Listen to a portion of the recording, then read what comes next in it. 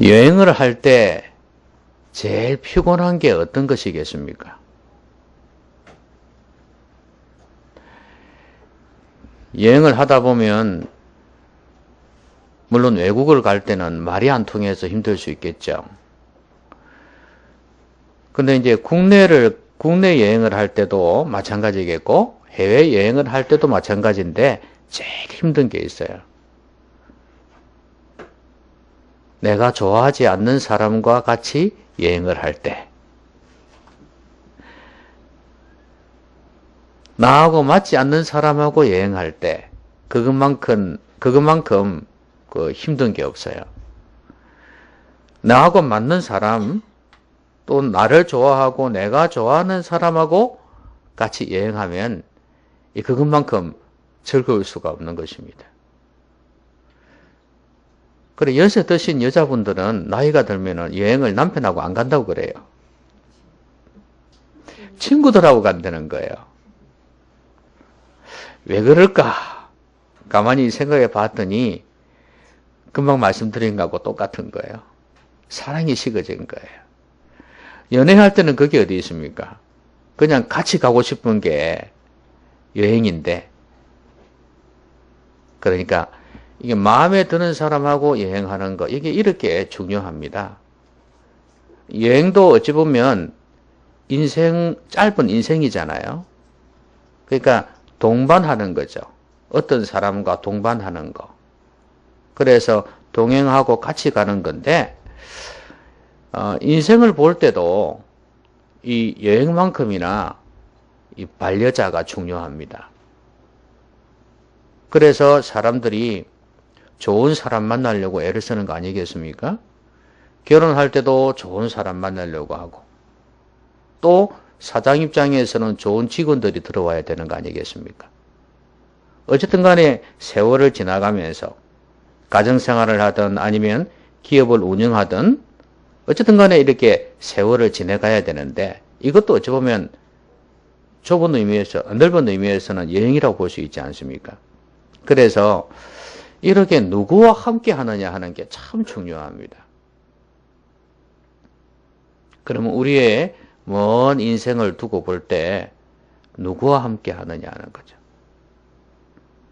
우리가 이 세상에서 좋은 사람 만나야지 좋은 인생을 살 수 있는 거 아니겠습니까? 그런데 하물며 하나님을 만나지 못한다면, 또 하나님을 가까이 하지 못한다면, 또 하나님과 동행하지 못한다면 우리 인생은 실패한 인생이 될 것입니다. 왜냐하면 우리 인생은 항해와 같아서 앞에 뭐가 있는지를 몰라요. 내 혼자서 인생을 헤치고 나가기에는 인생이 너무 벅찹니다. 그리고 나의 능력은 너무 부족하고요. 그렇기 때문에 전능하신 하나님, 운전하는 데 있어서 이 배 키를 잘 이렇게 만질 수 있는, 컨트롤할 수 있는 그런 전능한 선장이 필요하단 말이죠. 그래서 하나님을 만나는 것이 너무 중요하고 하나님과 동행하는 것이 너무 중요합니다. 그럼 우리가 이 땅 살아가면서 어떻게 주님을 가까이 하면서 살 수 있을까요?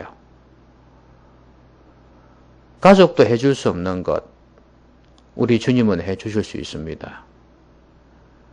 내가 잘 아는 사람이 해줄 수 없는 것을 하나님은 하실 수가 있어요. 그럼 우리가 어떻게 하면 이 땅에서 주님과 동행하면서 주님을 가까이 하면서 살 수 있을까요? 오늘 말씀을 잘 보시면 그 비결을 알 수가 있습니다. 오늘 그 바리새인의 서기관들이 예수님을 비난하는 걸 볼 수 있습니다. 왜 그랬냐 하면 예수님께서 죄인 및 세리들과 함께 식사를 하신 거예요. 이 바리새인들은 나름대로 신앙이 좋다고 하나님을 잘 믿는다고 하는 사람들 아니겠습니까? 그런데 이 사람들이 볼 때 이 사람들은 죄인들은 멀리 했거든요. 그래서 예수님께서 죄인들하고 같이 식사를 하는 걸 보면서 이건 잘못됐다. 이렇게 판단을 한 거예요. 그러니까 이제 예수님께서 들으시고 건강한 자들에게는 의사가 필요 없다. 병든 자에게라야 쓸데있느니라. 나는 의인을 부르러 온 것이 아니라 죄인을 부르러 왔노라. 그렇게 말씀하셨어요. 우리 주님 오신 목적이 무엇인지 알겠죠? 죄인을 부르러 왔습니다. 죄인을 불러가 뭐 하려고요? 구원해 주시려고 그러는 거죠. 죄를 용서해 주시고 죄 문제를 해결해 주시고 그래서 하나님의 자녀가 되게 해 주시려고 그렇게 한 거 아니겠습니까? 자, 주님을 가까이 하려면 이 죄 문제부터 해결해야 돼요. 왜냐하면 주님은 의롭다고 하는 사람들에게는 오지 않습니다. 이 세상에 의로운 자가 누가 있겠습니까? 모든 사람이 죄를 범하였음에 하나님의 영광에 이르지 못한다. 그렇게 말씀하셨는데 그러고 보면 이 죄 문제를 해결하지 않으면 결국 하나님의 영광에 하나님께 갈 수가 없다는 말씀이에요. 그래서 예수님께서 오신 것입니다. 내가 곧 길이요 진리요 생명이니 나로 말미암지 않고는 아버지께로 올 자가 없느니라. 왜요? 죄 때문에 못 가는 거예요. 그러니까 예수님께서 죄 문제 해결해 주셔야지 하나님 아버지께 갈 수 있단 말입니다. 그런데 우리 모두가 죄인인데 이 죄 문제를 해결해야 되겠는데 그러면 예수님은 죄인에게 오신다 그랬지 않습니까? 그렇다면 무슨 말이에요? 내가 죄인인 것을 깨달아야 돼요. 여러분 죄인이라고 해서 다 구원받습니까? 아니거든요. 내가 죄인인 걸 깨달아야 돼요. 그리고 그걸 자백하고 예수 그리스도를 믿고 그래야 구원을 받을 수가 있는 거예요. 죄 용서함 받으니까. 여러분 칭의라는 게 뭡니까? 칭의라는 것은 하나님께서 너는 이제 의롭다고 인정해 주시는 거 아니에요. 선포하시는 거예요. 그렇죠? 그러니까 내가 예수 그리스도를 믿는 믿음을 보면서 하나님께서 인정해 주시는 거거든요. 그러니까 우리가 의로워지지 않고서는 구원을 받을 수가 없어요. 그래서 우리가 죄인인 것을 자백하는 게 전제가 되어져야 돼요. 여러분 우리는 죄의 노예로 살아왔습니다. 왜 우리가 죄의 노예입니까? 여러분 원죄라는 거 배웠죠? 원죄가 뭡니까? 여러분 안에 원죄가 있습니까? 있죠? 왜? 원죄는 원래 처음 지은 죄입니다. 제일 처음의 죄입니다. 아담과 하와가 지은 죄 아닙니까? 그렇죠? 하나님을 거역했습니다. 근데 그 죄의 뿌리가 아담으로부터 출발했는데 이게 우리에게까지 와 있단 말이죠. 그래서 우리 모두는 원죄를 가지고 있습니다. 그걸 다른 말로 죄성이라 그럽니다. 죄성을 가지고 있어요. 사람들이 왜 죄를 짓느냐? 죄성이 있기 때문에 그래요. 교육을 통해서 수도를 통해서 어느 정도는 완화시킬 수 있지만 죄는 없앨 수가 없습니다. 여러 가지 마음 속에서도 죄를 짓습니다. 그러니까 아무리 수도를 해도 성철 스님 같이 7년을 등을 눕히지 않고 잤다고 그러더라고요. 어찌 그러는지 모르겠지만 진짜인지 가짜인지 모르겠지만 그래도 그런 사람이 내가 수미상같이 엄청난 많은 죄를 짓고 지옥에 떨어진다 이렇게 고백을 했습니다. 그럴 수밖에 없죠. 그런 세계를 알면 알수록 내가 죄인이라는 거 알게 되는 겁니다. 그러니까 죄 문제는 해결할 수가 없어요. 모든 사람이 죄인이라는 걸 인정을 해야 돼요. 그런데 이 죄 문제는 이 세상에서 오로지 한 분만이 해결하셨습니다. 바로 예수 그리스도 그분입니다. 이렇게 좋은 복음이 어디 있어요? 그 어느 누구도 우리의 죄 문제를 해결해 주지를 못했어요. 하나님만이 하실 수 있는 겁니다. 하나님께서 독생자 예수 그리스도 하나님의 아들을 보내셔서 우리를 위해서 우리 죄를 대신 죄값을 짊어지고 죽게 하신 것입니다. 그래서 그 예수 그리스도를 믿는 사람은 죄 용서를 받는 거예요. 여러분, 이런 이데올로기가 어디 있습니까? 이 세상에. 없습니다, 여러분. 왜 예수만 믿어야 되냐? 왜 나로 말미암지 않고는 하나님 아버지께 갈 수가 없다? 왜 말씀하셨느냐? 이것 때문이에요. 여러분, 어떻게 죄 문제 해결하시겠습니까? 예수 그리스도를 믿는 믿음밖에 없어요. 뭐 캐톨릭에서는 선행을 많이 해야 된다. 뭐 그 예식 있지 않습니까? 7개의 뭐 성례라고 있지 않습니까? 그런 예식에 참여해야 된다. 뭐 여러 가지 몇 개를 정해놨어요.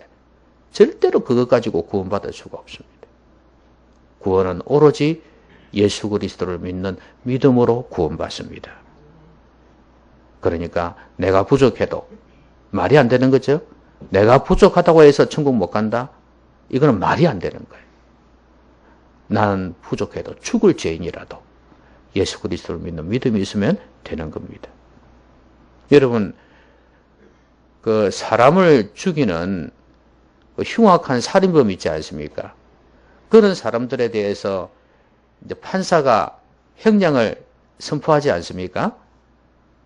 그런데 10년 받아야 될 거, 아니 무기징역 받아야 될 사람을 갖다가 10년 주면 여러분 기분이 어떤가요? 어린아이를 유괴하고 죽이고 여자들을 갖다가 죽이고 이런 사람 말이에요. 무기징역이 아니라 사형을 줘도 괜찮은데 10년밖에 안 줬다 그러면 여러분 어떤 생각이 들겠어요? 화가 나겠지, 그죠? 어찌 이럴 수가 있냐, 그죠? 여러분, 그렇습니다. 죄에 대해서는 형벌을 집행해야 되는 거예요. 그러면 여러분, 우리는 어떤 죄를 지었을까요? 그런 죄 안 지었다고요? 물론 그런 죄는 안 지었습니다. 그러나 죄성의 뿌리가 우리 가운데 있고 그로 인해서 우리 마음 속에서나 우리의 생각 속에서 또 우리의 삶 속에서 남이 없는 데서 여러 가지 죄를 지었을 수 있습니다. 여러분, 큰 돌만 물에 깔아놓는 거 아닙니다. 알갱이도, 모래 알갱이도 물에 깔아놨습니다. 죄는 똑같이 우리를 지옥에 끌고 가요. 그거는 나타난 양상일 뿐이에요. 우리 인격 자체가 우리 안에 죄성이 있다간 말이에요. 우리는 죄인이다간 말이에요. 그러니 지옥에 떨어질 수밖에 없는 거예요. 죄 용서를 받아야 하나님의 자녀가 되는 겁니다. 천국에도 갈 수 있고요. 우리가 우리의 삶 속에서 주님과 동행하려면 이 문제가 해결돼야 안 되겠습니까? 이게 안 되는데 어떻게 주님과 함께 하겠어요? 여러분, 여러분의 죄를 자백하시고 예수 그리스도를 믿으시기 바랍니다. 그래야 하나님의 자녀가 될 수 있습니다. 교회 다닌다고 하나님 자녀가 아닙니다. 거듭나야 돼요. 그래야 하나님의 자녀가 돼요. 이건 물과 기름이에요. 믿는 것과 믿지 않는 것은 이렇게 차이가 난다는 말이에요. 그래서 여러분들은 죄 문제를 해결함으로 주님과 동행하시기를 바랍니다. 근데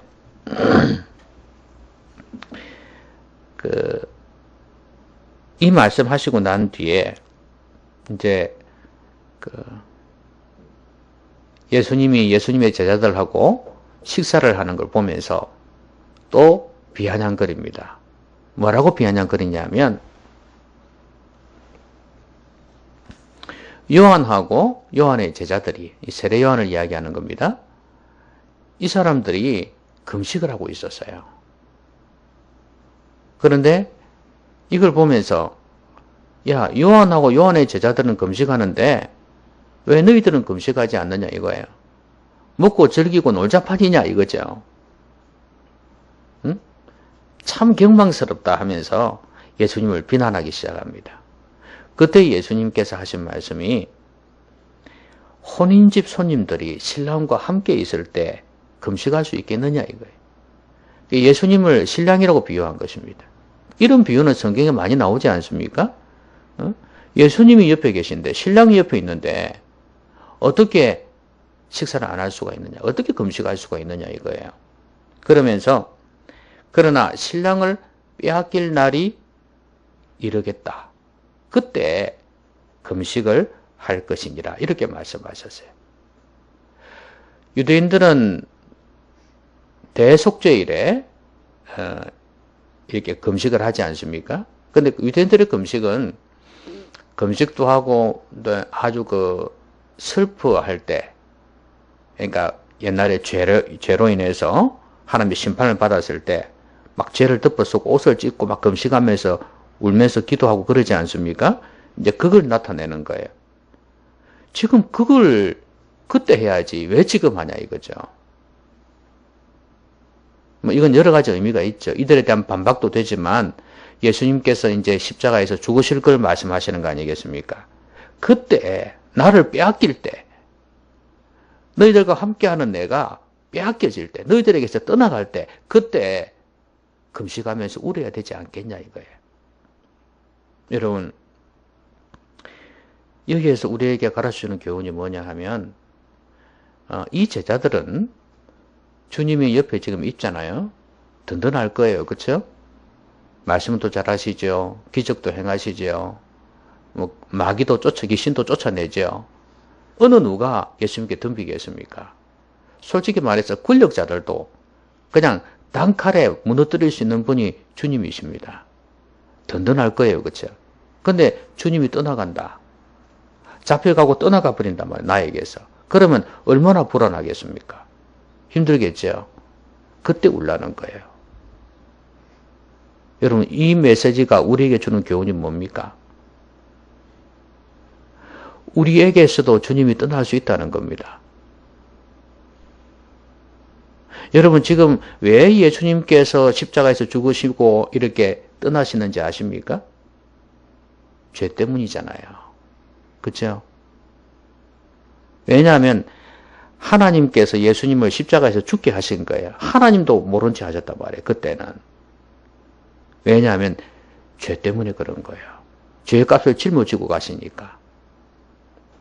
그러면 우리도 마찬가지입니다. 죄로 인해서 주님은 우리를 떠날 수밖에 없는 거예요. 하나님도 우리를 떠날 수밖에 없는 거예요. 고개를 돌릴 수밖에 없어요. 그래서 너희 죄가 너희와 하나님 사이를 내었다. 그 말씀 있지 않습니까? 신랑이 떠나갈 때, 예수님께서 우리에게 멀어질 때, 그때 우리는 울어야 된다는 걸 말씀하는 거예요. 여러분, 앞에서는 죄 문제를 해결해서 하나님의 자녀가 되어서, 그래서 예수님과 동행하는 그런 삶을 살아야 되고, 지금 이 문제는 우리가 신앙생활을 하면서 주님과 멀어졌을 때, 우리의 어떤 연약함, 우리의 죄 문제로 인해서 하나님과 멀어졌을 때, 그때 우리가 해야 될 게 뭐냐면, 슬퍼하고 금식하는 그런 마음 자세를 가져야 된다는 거예요. 이걸 다른 말로 이야기하면 영적인 침체라고 볼 수 있지 않겠습니까? 그죠? 하나님의 은혜가 떠나간 것 같고, 주님이 떠나간 것 같고, 주의 말씀이 떠나간 것 같고, 들려오지도 않고, 자꾸 주님은 내게서 멀어지는 것 같아. 이럴 때 어떻게 하라고요? 슬퍼하고 금식하라는 거예요. 여러분, 나에게 도움을 주는 사람이 떠나갈 때, 나에게 많은 이익이 사라져갈 때, 여러분들은 슬피 울고 걱정을 하죠? 그렇죠? 나에게서 건강이 사라져갈 때, 나에게서 돈이 사라져갈 때, 내 옆에 있는 사람이 죽거나 멀리 떠나갈 때 슬퍼하고 힘들어합니다. 당연하죠. 그런데 주님께서 나에게 멀어져 갔을 때, 하나님께서 나에게 멀어져 갔을 때, 그때는 어떻게 하느냐 이 말입니다. 주님은 금방 나이란 그것들보다 못한 존재냐 말이에요.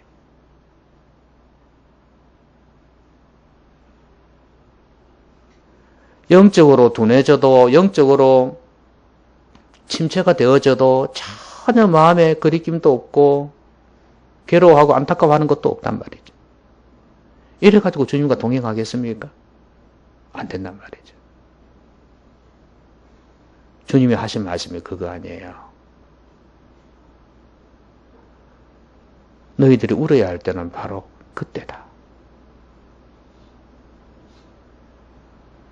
여러분, 다른 일로 안타까워하고 다른 일로 울고 그러지 말고 주님이 나에게서 멀어지고 은혜가 나에게서 사라져가는 이런 걸 보면서 안타까워할 수 있는 여러분 되셨으면 좋겠습니다. 그런 사람에게는 하나님께서 은혜와 긍휼을 베푸셔요.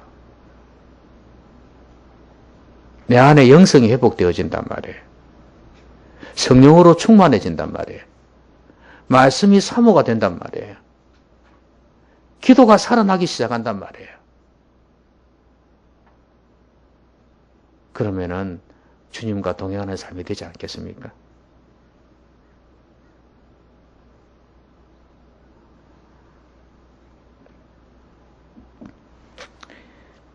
자, 그러고 난 뒤에 주님께서 이런 말씀하셨습니다. 생배 조각을 낡은 옷에 붙이는 자가 없나니. 그렇죠? 그리고 새 포도주를 낡은 가죽 부대에 넣는 자가 없다. 새 생배 조각을 낡은 옷에 붙이면 그 기운 새 것이 낡은 것을 당기에 헤어짐이 더하게 된다는 건 이해가 되죠. 근데 새 포도주를 왜 낡은 가죽 부대에 넣으면 안 되냐?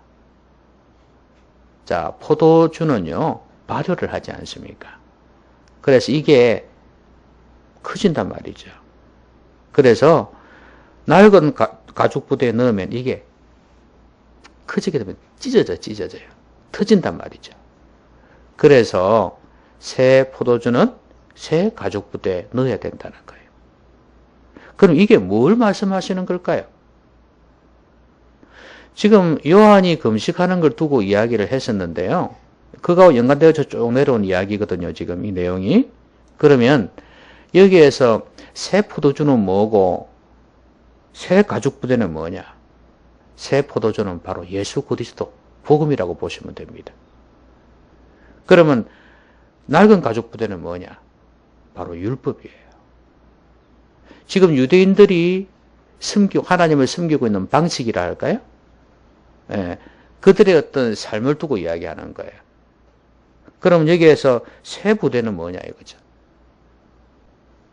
바로 여기서 말하는 것은 예수님이 말씀하시는 믿음을 이야기하는 겁니다. 죄의 문제를 해결받고 이제 진짜 내면적으로 내적으로 죄의 문제를 해결받고 믿음으로 주님 앞에 나아가는 것. 그게 지금 여기서 말하는 게 새 가죽 부대예요. 그럼 지금 이 유대인들에게 하시는 말씀이 뭐예요? 이 바리새인들에게 하시는 말씀이 뭐예요? 너희들이 그런 방식으로 하나님을 섬겨서는 안 된다는 말씀이에요. 너희들이 정말로 하나님을 잘 믿고 싶냐 이거죠. 이 말씀은 너희들 이렇게 해가지고 하나님을 잘 믿어본 적이 있느냐? 하나님을 가까이 해본 적이 있느냐 이거예요. 하나님의 살아계심을 체험해본 적이 있느냐 이거예요. 아니지 않느냐. 그 형식적인 신앙 좀 버리라 이거예요. 율법이라는 게 뭡니까? 형식적인 거거든요. 자꾸 행위를 강조하고 행위도 제대로 하지도 못하면서 어쨌든 간에 행위를 강조하는 거예요. 그거 좀 버리라 이거예요. 그런 태도를 가지고는 하나님이 제대로 섬길 수가 없다는 거예요. 그래서 바리새인들의 누룩을 조심하라 그랬지 않습니까? 여러분, 우리가 이때까지 신앙생활 하면서 얼마나 하나님과 동행하는 삶을 살았는가를 생각해 보십시오. 얼마나 하나님의 살아계심을 처음에 했는가를 한번 돌아보라는 거죠. 아니라면 그럼 바꿔라 이거예요. 새 가죽 부대에 넣어야 된다는 거예요. 새 가죽 부대를 준비하라는 거예요. 새 포도주를 넣으려면 이때까지 살아왔던 삶의 방식 바꾸라는 거예요. 변화되지 않으면 안 된다는 거예요. 어느 책을 보니까 기독교인들이 이 세상 살아갈 때 세상을 너무 모른다 하는 그런 말을 했어요. 특히 이제 경영을 하거나 기업을 경영을 하거나 장사를 할 때 성도들이 세상을 너무 모른다는 거예요. 세상은 자꾸 변해가는데 이 변해가는 만큼 거기에 대처하는 능력이 있어야 되는데 전혀 그러지는 못한다는 기독교인들이. 세상을 알아서 거기에 대처해야 된다는 거예요. 그리고 맞춰가야 될 것은 맞춰가야 되고 진리 문제가 아닌 이상을. 그런데 그걸 너무 못한다는 거예요. 여러분, 세상도 이렇게 빠르게 지나갑니다. 그런데 중요한 거는 우리가 너무 변해버렸을 수도 있어요. 진리 문제는 변함이 없거든요. 근데 우리가 너무 변해져 버렸어요. 그럼 어떻게 해야 돼요? 여기에 맞춰야 되는 거예요. 그래서 오늘 말씀처럼 새 가족 부대를 준비해야 돼요. 지금 우리가 하고 있는 거 잘하고 있겠지 생각하지만 아니에요. 이 새 가족 부대는 진리에, 말씀에 맞추어 가는 걸 이야기하는 겁니다. 그걸 준비해야 되는 거예요. 이때까지 유대인들은 율법이네, 말씀이네 했지만 전부 다 형식적이고 정신은 사라져버렸고 제대로 하지를 못했어요. 지금 주님 말씀은 다시 율법의 정신으로 돌아와라. 다시 말씀으로 돌아와라 이거예요. 그렇게 되어져야지 제대로 된 신앙을 가질 수 있고 하나님의 살아계심을 체험할 수 있다는 거예요. 하나님과 동행하는 삶을 살 수 있다는 말씀입니다. 이 사람들은 정치적인 메시아를 늘 꿈꾸었다 그랬죠. 예수님도 그렇게 생각하고 있을 겁니다. 제자들 중에서는. 그것도 안 된단 말이죠. 여러분, 이 많은 무리들이나 제자들이 예수님을 자기들의 입맛에 맞게끔 생각하고 예수님을 따랐지 않습니까? 여러분들은 어떻게 따르나요? 지금 여러분들은 주님을 어떤 분으로 알고 따르고 있습니까? 어떤 분으로 알고 교회에 나오고 있냐 이 말이에요. 이거 바꾸라는 거예요. 아무든지 나를 따라오려거든 자기를 부인하고 날마다 제 십자가를 지고 나를 따를 것이니라. 다르다 그 말이에요. 너희들이 지금 나를 따르려고 하는 그 모습, 그 태도, 그 가치관 버리라 이 말이에요. 우리도 주님을 진정으로 따르고 주님과 동행하려면 우리가 생각하는 주님 아니라 말씀에서 원하시는, 말씀에서 가르쳐 주시는 주님을 따라가야 된다 그 말이에요. 그래야 주님과 동행할 수 있다 그 말입니다. 이래까지 살아온 삶을 한번 돌아보십시오. 정말 말씀대로 주님을 따랐는가? 얼마나 순종했는가를 한번 돌아보십시오. 그러면서도 늘 주님 탓하죠. 내 탓입니다. 말씀 맺겠습니다. 우리는 누구와 함께 하느냐가 참 중요합니다. 사람도 그런데 하물며 하나님은 말할 것도 없습니다. 우리 하나님과 동행해야 되지 않겠습니까? 주님과 함께하는 삶은 행복한 삶이 될 것입니다. 그러면 주님과 함께하려면 어떻게 해야 될까요? 죄 문제 해결해야 돼요. 왜냐하면 예수님은 죄인을 위해서 오셨기 때문이에요. 예수님을 믿지 못하면 하나님의 자녀가 될 수가 없어요. 전능하신 하나님의 은혜를 받으려면 죄 문제 해결해야 돼요. 내가 죄인인 거 인정해야 돼요. 그래서 예수님을 믿으셔야 됩니다. 그럼 여러분들은 의롭다고 하나님께서 인을 쳐주시는 거예요. 도장을 찍어주신단 말이에요. 예수님이 우리 죄 때문에 십자가에서 죽으셨습니다. 죄의 노예로 있는 우리에게 죄값을, 노예값을 지불하시고 우리를 자유케 해주셨습니다.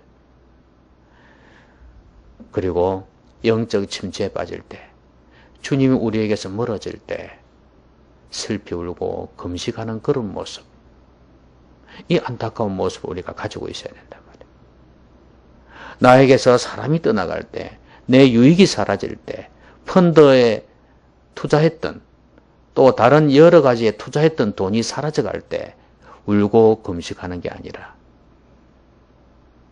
내 이익이 사라져갈 때 금식하는 게 아니라, 내 신앙이 침체되어져 갈 때, 은혜가 사라져가고 말씀이 안 들리고 기도가 되지 않은 이 모습을 보면서 안타까워할 수 있는 내가 되어야 된단 말이에요. 그래야 하나님이 긍휼히 계시고 은혜를 베푸지 않으시겠습니까? 그리고 새 포도주는 새 부대에 넣어야 돼요. 이때까지 살아왔던 삶의 방식을 돌아보면서 주님이 원하시는 대로 내가 과연 주님을 믿고 따랐는가? 그걸 한번 돌아봐야 됩니다. 지금까지 하나님의 살아계심을 체험하지 못했다, 주님과 동행하지 못했다면 내가 섬긴 방식이 잘못된 것입니다. 내 가치관이나 내 태도가 잘못되었다는 거예요. 내 지식이 잘못되었다는 거예요. 그래서 바르게, 바른 태도로 주님을 섬기시면 주님은 우리에게 함께 하실 것입니다. 극상품 포도주의 맛을 보게 하실 것입니다. 아무쪼록 많은 사람들이 더 좋은 거, 더 좋은 사람, 더 많은 걸 찾고 있습니다. 이런 때 여러분들은 가장 좋으신 주님을 찾으시고 주님을 가까이 하시고 주님과 동행하시기를 주의 이름으로 기원합니다. 기도하십시다. 오늘 말씀 생각하면서 같이 한번 소리내어서 기도하겠습니다. 하나님, 내가 왜 이렇게 주님을 가까이 하지 못했을까 생각하면서 이번 한 주간 동안은 주님과 동행하는 삶이 되도록 같이 한번 기도하겠습니다.